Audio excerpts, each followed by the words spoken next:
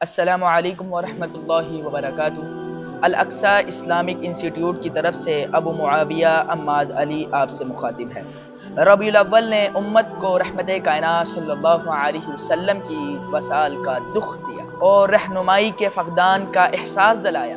جنگ یمامہ نے اس مہینے کے پیغام کو عملی اعلان میں بدل دیا کہ لا نبی بعدی، کہ محمد رسول اللہ صلی اللہ علیہ وسلم کے بعد کوئی نبی بھی نہیں آیا، اور اگر عقیدہ ختم نبوت کے لیے جانیں بھی قربان کرنی پڑی تو کوئی ہچکچاہٹ نہیں۔ جنگ یمامہ تاریخ اسلام کا نہایت اہم اور فیصلہ کن باب ہے، جس نے اسلام کو اندرونی فساد سے بچایا، امت کو استحکام بخشا، امت کو نئی زندگی عطا کی۔ نبی اکرم صلی اللہ علیہ وسلم کی وفات کے بعد کچھ قبائل نے زکوٰۃ کا انکار کر دیا اور کچھ لوگوں نے ارتداد اختیار کیا، اور مسیلمہ کذاب جیسے جھوٹے مدعی نبوت نے اپنے باطل جھنڈے تلے لوگوں کو جمع کرنا شروع کر دیا۔ ان احوال میں ابو بکر صدیق رضی اللہ تعالی عنہ کی عظیمت اسلام کی مرجائی ہوئی کھیتی پر ابر رحمت بن کر برسی اور دوبارہ اسلام کی خشک ہوئی کھیتی لہلہانے لگی۔ شاید اقبال مرحوم رحمت اللہ علیہ کا اشارہ بھی انہی کی طرف تھا۔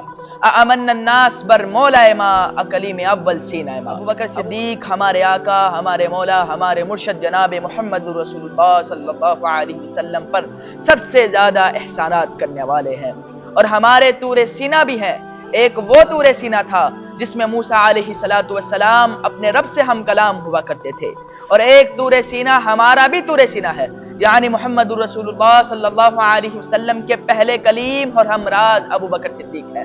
آگے اقبال کہتا ہے، ہمت او کشت ملت را چوبر ثانیے اسلام غارو بدرو کبر۔ ابو بکر صدیق کی عظیمت اسلام کی مرجائی ہوئی کھیتی پر ابر رحمت بن کر برسی۔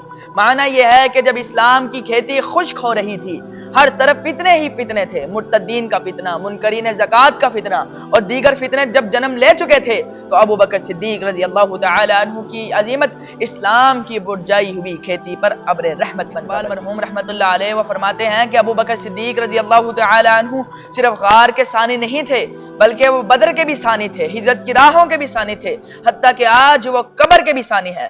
نفخہ ثانیہ کے بعد جب انسانوں کو قبروں سے اٹھایا جائے گا، ہمارا ایمان ہے کہ ابو بکر صدیق رضی اللہ تعالی عنہ رحمت کائنات صلی اللہ علیہ وسلم کے ہمراہ اٹھیں۔ جنگ یمامہ کے مقاصد میں سے اہم مقاصد یہ بھی تھے، مثلاً عقیدہ ختم نبوت کا تحفظ، خلافت اسلامیہ کا استحکام، ارکان اسلام کی حفاظت، اسلامی غیرت، حمیت، وفاداری کا اظہار۔